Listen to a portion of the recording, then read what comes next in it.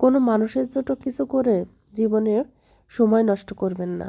আর এই সময়টা শুধু আপনার নষ্টই হবে, এখানে কোনো ফল পাবেন না।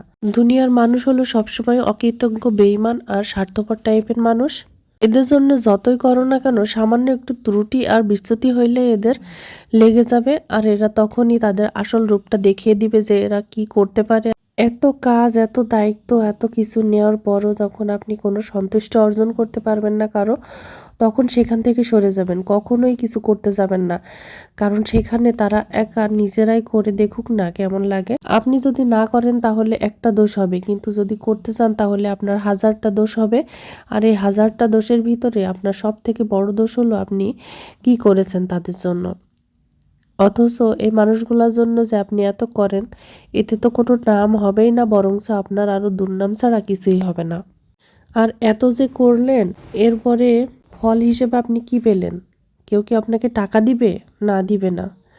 কথার খোঁটা দিয়ে আপনাকে কলিজা ছিদ্র করে ছেড়ে দেবে। আপনাকে কখনো টাকা পয়সা তো দেওয়ার দূরের কথা, আপনাকে 5 টাকা পয়সাও কেউ হাতে দিবে না আপনার খুশির জন্য, আপনার নিজের খরচের জন্য। কখনোই দিবে না, কখনোই করবে না। কিন্তু আপনাকে কথা শোনাতে কেউই সামান্যতম দ্বিধাবোধ করবে না। এটাই হচ্ছে মানুষের ধর্ম। আর এই বেঈমান স্বার্থপর মানুষগুলো পৃথিবীতে আছে বলেই পৃথিবীতে এত অশান্তি আর এত অভিযোগ মানুষের ভিতরে লেগেই থাকে। পৃথিবী এরকমই চলতে থাকবে যতদিন না ধ্বংস হচ্ছে। তাই এখন থেকে ভেবে রাখছি যে যতদিন না বেঁচে থাকবো ততদিন কখনোই নিঃস্বার্থভাবে কখনো কারোর জন্য কিছুই করব না। যতটুকু প্রয়োজন সেখানেও বেশিরভাগই যদি না করা যায় সেটারই চেষ্টা করব, কারণ সেখানে কোনো লাভ আমি পাই না, পাইনি আর পাবও না। সে কারণে আমার কারো জন্য এত সময় নষ্ট করা কিংবা কারো জন্য কারো পিছনে এতটা সময় ব্যয় করার সময় কিংবা টাইম আমার কোনোটাই নাই। আমার নিজের খুশির জন্য কিংবা আমার সন্তানের খুশির জন্য ছাড়া আমি কারো জন্যই কিছু আর করব না কিংবা করতেও যাব না। এটাই হচ্ছে আমার ইচ্ছে।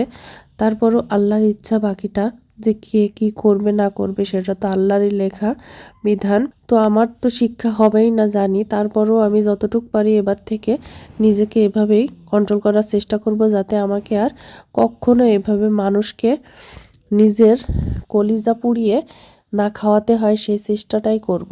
যেসব নির্লজ্জ আর বেহায়ারা মিথ্যা কথা বলে আর আমাকে দোষারোপ করে, তাদের থেকে আমি সবসময় দূরে থাকার চেষ্টা করব। আর এদেরও যদি লজ্জা থাকে তাহলে আর আমার ধারে কাছেও আসবে না, আর আমার কাছে থেকে এরকম ধরনের আশা ভরসাও করবে না। এরা হচ্ছে দুনিয়ার সব থেকে নিকৃষ্ট মানের মানুষ। লজ্জা শরম যাদের নাই,